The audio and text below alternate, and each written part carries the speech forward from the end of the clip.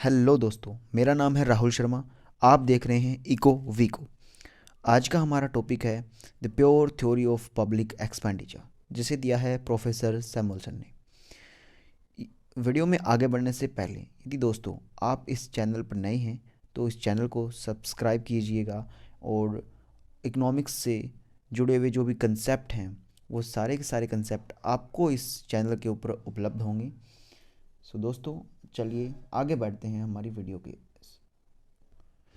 The pure theory of public expenditure, जिसे professor Samuelson के द्वारा दिया गया है, उन्होंने ये थ्योरी 1954 के अंदर दी थी। और प्रोफेसर सैमुअलसन ने यहाँ पर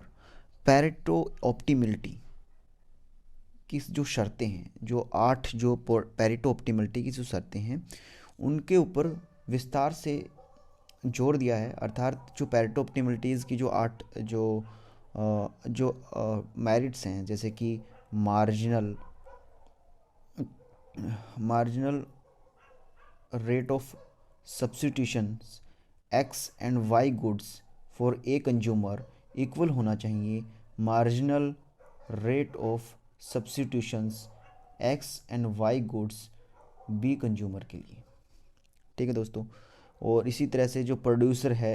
ए और बी जो कंपनियां हैं उनकी जो marginal rate of technical substitutions हैं वो एक दूसरे के बराबर होना चाहिए। और जो सबसे इम्पोर्टेंट बात जो यहाँ पर सैमुअलसन ने कंडीशंस ऑफ इफ़िशिएंसी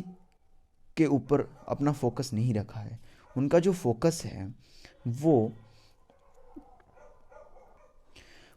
फोकस है वो ऑप्टिमम एलोकेशंस ऑफ रिसोर्सेज के ऊपर है। प्रोफेसर सैमुअलसन ने अपने इस सिद्धांत के अंदर एक मिक्स्ड इकोनॉमी को लेकर चले हैं, जहाँ पर संसाधनों का आदर्श आवंटन, ऑप्टिमम एलोकेशन की जो समस्या है उसको लेकर उन्होंने अपने सिद्धांत को दिया है। उन्होंने अपनी थ्योरी के अंदर देर आर 2 गुड्स को लिया है, एक है निजी वस्तुएं, एक है सार्वजनिक वस्तुएं जिनका उत्पादन किया जा रहा है। उन्होंने और उसके बाद उन्होंने निजी वस्तुएं और सार्वजनिक वस्तुएं अर्थात public goods and private goods की जो कैरेक्टरिस्टिक्स हैं उनको डिस्क्राइब करने का अपनी थ्योरी के अंदर प्रयास किया है। तो सबसे पहले अकॉर्डिंग टू सैमुअलसन जो निजी वस्तुएं होती हैं उनका उपभोग अलग अलग मात्रा में विभिन्न उपभोक्ताओं द्वारा किया जाता है। और अर्थात जो प्राइवेट गुड्स होती हैं वो डिविजिबल होती हैं, उन्हें बांट कर प्रयोग किया जा सकता है। एंड जो सार्वजनिक वस्तुएं होती हैं उनका उपभोग, सार्वजनिक वस्तुओं का जो कंजप्शन है वो सभी के द्वारा सामूहिक रूप से किया जा सकता है। फॉर एग्जाम्पल पब्लिक सेक्टर के अंदर एक पार्क एक सार्वजनिक वस्तु है जिसका उपभोग सभी व्यक्तियों के द्वारा सामूहिक रूप से किया जाता है। इसी प्रकार से निजी वस्तुएं फॉर एग्जाम्पल केला है या फिर कोई फल फ्रूट या फिर पेन है, पेंसिल है, ये सभी निजी वस्तुएं हैं जिनका एक व्यक्ति के द्वारा प्रयोग किया जा सकता है और दूसरा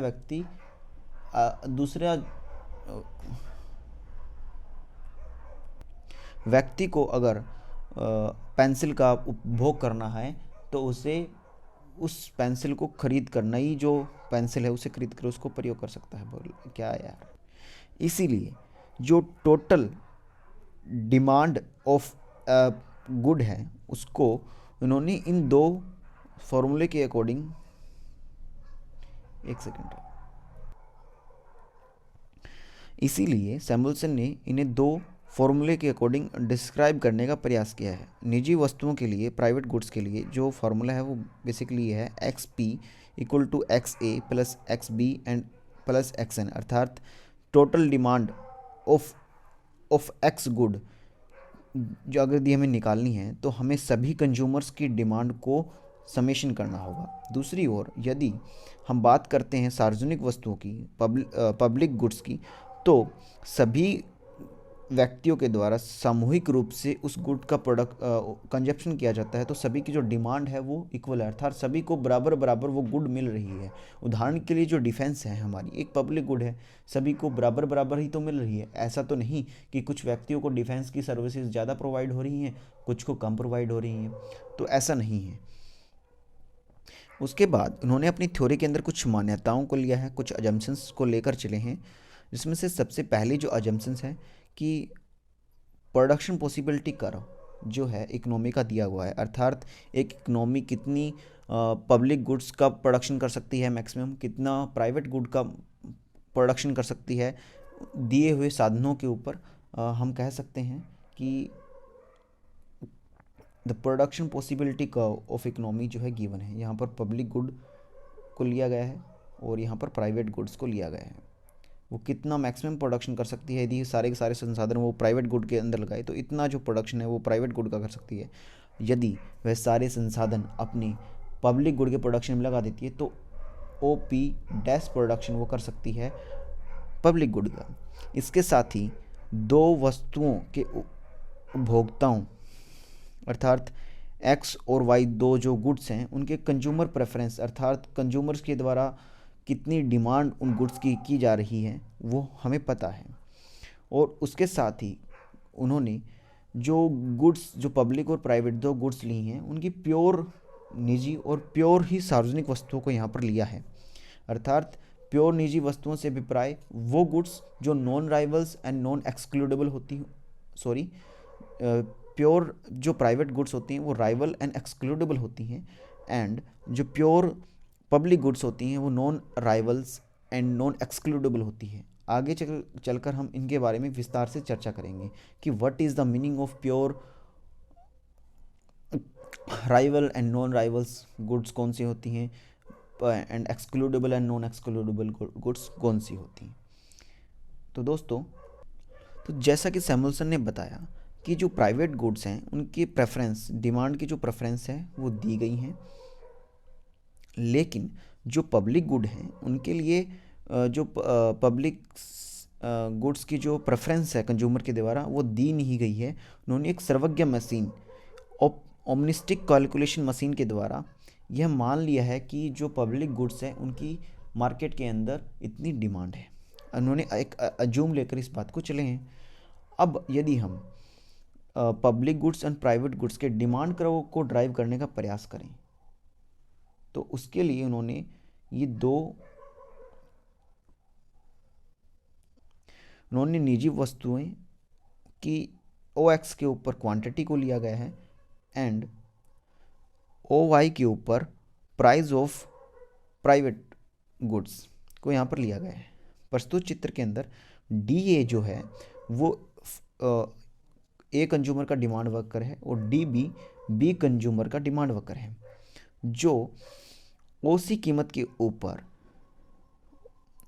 ए जो कंज्यूमर है वो ओ एफ मात्रा की डिमांड करता है और ओ बी जो कंज्यूमर है वो ओ जी मात्रा की डिमांड करता है, और इन दोनों की डिमांड को मिलाकर जो total demand of our community है वो ओ एच हो जाती है, जहाँ पर ई पॉइंट के ऊपर वो दोनों डिमांड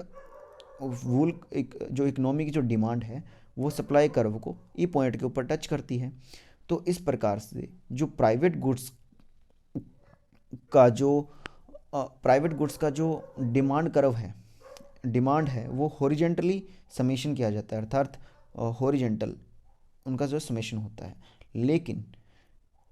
जो पब्लिक गुड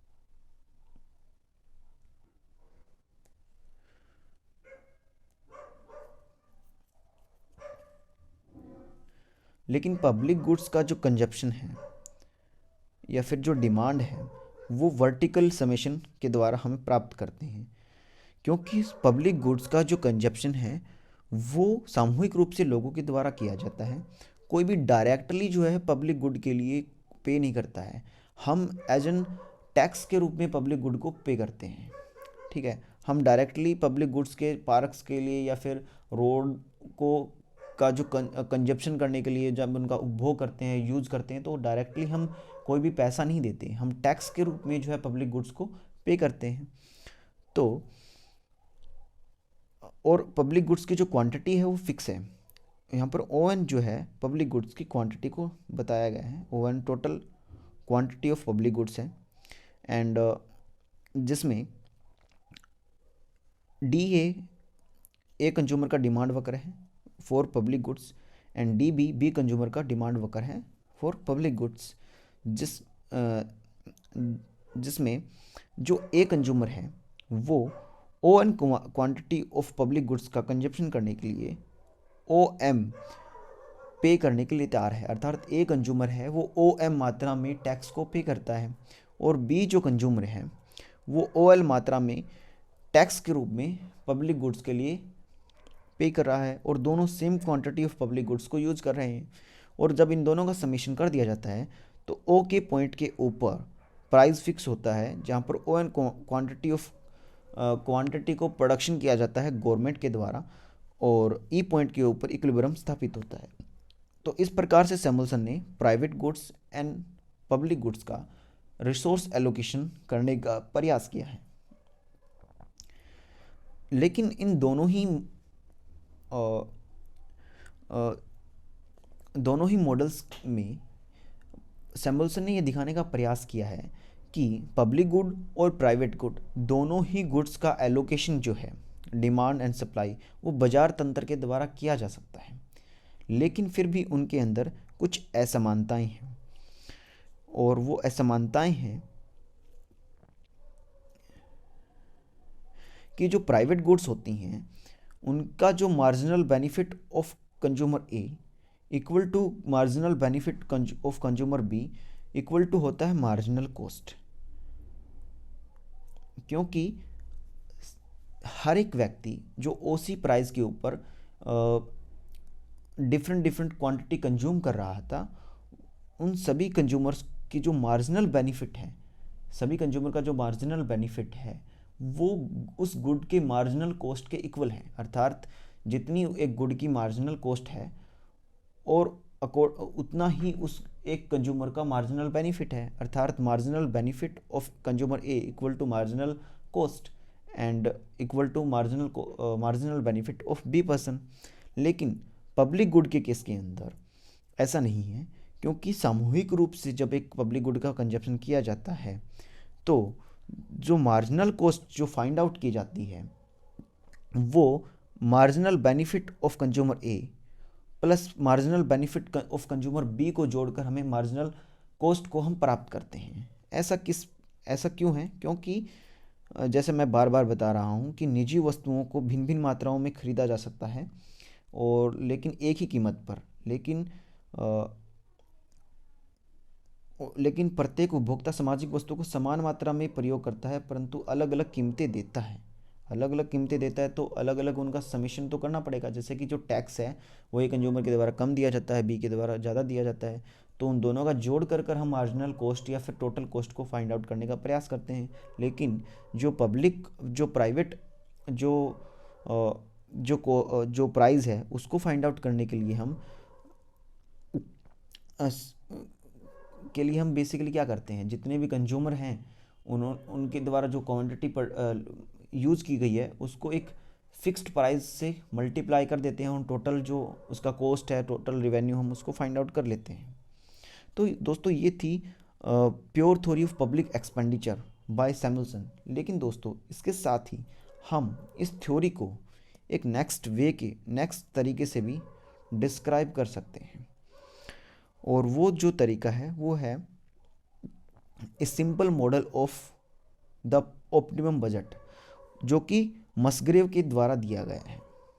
मस्ग्रेव ने अपने इस मॉडल में 3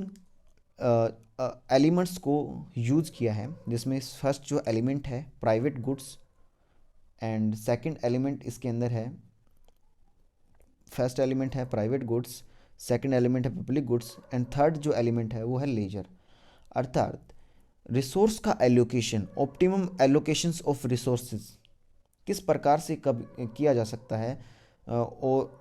इसके लिए उन्होंने एक सिंपल डायग्राम के माध्यम से इसे समझाने का प्रयास किया है, जिसमें ओ बी एक्सिस के ऊपर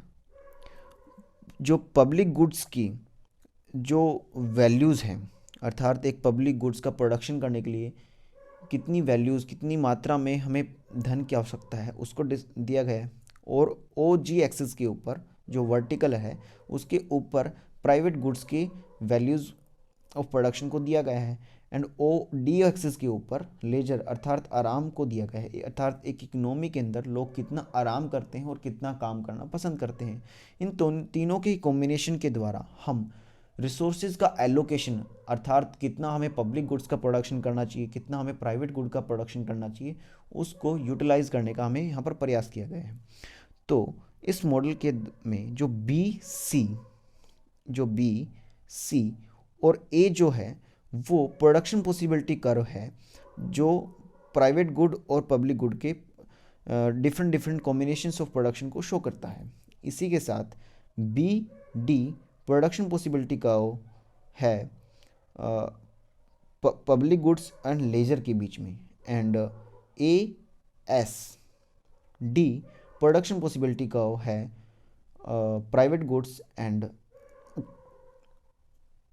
लेजर के बीच में। हम कह सकते हैं जो ए एस टी है बेसिकली कॉम्बिनेशन को दिखाता है कि इतना जब हम लेजर और इतना काम करते हैं तो हम प्राइवेट गुड का कितना प्रोडक्शन कर सकते हैं। ठीक है दोस्तों, तो जब एक इकोनॉमी ओ ई मात्रा में आराम करती है और ई डी मात्रा में काम करती है, तो एक इकोनॉमी जो है वो इस पॉइंट के अकॉर्डिंग, एस पॉइंट के अकॉर्डिंग, वो ओ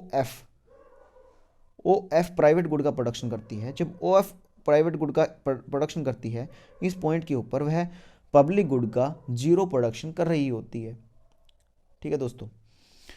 और उसके बाद इस मॉडल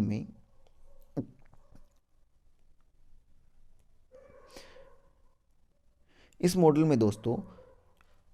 दो कंडीशंस दी गई हैं। पहली जो कंडीशन है वो है कि जब एक इकोनॉमी ओ जी मात्रा में प्राइवेट गुड को प्रोडक्शन करती है और ओ एच मात्रा में पब्लिक गुड का प्रोडक्शन करती है, और जो सेकंड कंडीशन है वो है कि जब एक इकोनॉमी ओ आई मात्रा में प्राइवेट गुड का और ओ के मात्रा में पब्लिक गुड का प्रोडक्शन करती है, तो एक इकोनॉमी कौन सी कॉम्बिनेशन के ऊपर प्रोडक्शन करना चाहेगी जिससे रिसोर्स का एलोकेशन ऑप्टिमम हो। तो हम यहाँ देख सकते हैं कि हम पहली जो सिचुएशन है ओ जी और जो दूसरी सिचुएशन है जिसमें हम ओ के पब्लिक गुड का प्रोडक्शन करते हैं, तो पहली सिचुएशन में हम जी आई कम प्राइवेट गुड का त्याग कर हम ओ के ज़्यादा पब्लिक गुड का प्रोडक्शन कर रहे हैं। इसलिए जो सेकंड जो combinations of private and public good का जो कॉम्बिनेशन है वो बेस्ट कॉम्बिनेशन है। और इसीलिए मस्ग्रेव ने इसको किस प्रकार से डिफाइन किया है कि उसके अनुसार उन्होंने इसके लिए CMD एक लाइन ड्रॉ की है, और BLDMC ये जो कर्व है वो ऑप्टिमम एलोकेशंस ऑफ रिसोर्सेज कोई पॉइंट्स को शो करता है, और जो CA और D जो पॉइंट हैं, ये जो लाइन है वो रिसोर्सेज के ऑप्टिमम सॉल्यूशंस को डिफाइन नहीं कर रही है। और अकॉर्डिंग टू मस्ग्रेव जो CAD के ऊपर रिसोर्स का एलोकेशन है, CAD पॉइंट से जो रिसोर्स का एलोकेशन ऊपर की ओर है वहाँ पर ऑप्टिमम रिसोर्स का एलोकेशन होता है, अर्थात जो पॉइंट CMD लाइन से नीचे की ओर जा रहे हैं अर्थात I पॉइंट के ऊपर, जो कि CAD लाइन से ऊपर हैं और CMD लाइन के बी से ऊपर से नीचे की ओर आ रहे हैं, वह उस पॉइंट के ऊपर रिसोर्सेज का ऑप्टिमम एलोकेशन होगा अकॉर्डिंग टू मस्ग्रेव, जहाँ पर उन्होंने लेजर को भी एक इम्पोर्टेंट फैक्टर लिया है प्रोडक्शन के अंदर। और इस प्रकार से हम एक सिंपल डायग्राम के माध्यम से, देखने में वैसे ये सिंपल नहीं लगता, अब बार बार इसकी प्रैक्टिस करेंगे तब जाकर हम इस कर्व को ड्रॉ कर सकते हैं। उसके साथ साथ आपको एक बात और खल रही होगी, जो ये जो लाइन है वो किसके लिए ड्रॉ की गई है। तो दोस्तों ये लाइन बेसिकली जो OG हम प्रोडक्शन कर रहे हैं उसको एक लंबवत लिया गया है, जो कि M पॉइंट इसके उच्चतम पॉइंट को डिनोट करता है, अर्थात जो और उस पॉइंट के अकॉर्डिंग हम OH पब्लिक गुड का और जी प्राइवेट गुड का प्रोडक्शन कर रहे हैं। इसी प्रकार जो ओ आई है वो इसी एल एम एस वक्र के ऊपर जो है लंबवत एक लंब लिया गया है, उसके अकॉर्डिंग हम ओ के पब्लिक गुड का और ओ आई प्राइवेट गुड का प्रोडक्शन कर रहे हैं, जहाँ पर हम ओ ई लेजर और ओ ई डी एक इकोनॉमी जो है समय में काम करती है। तो आई होप दोस्तों आपको ये वीडियो पसंद आई होगी, और लास्ट तक अगर आपने इस वीडियो को देखा है तो बहुत बहुत धन्यवाद।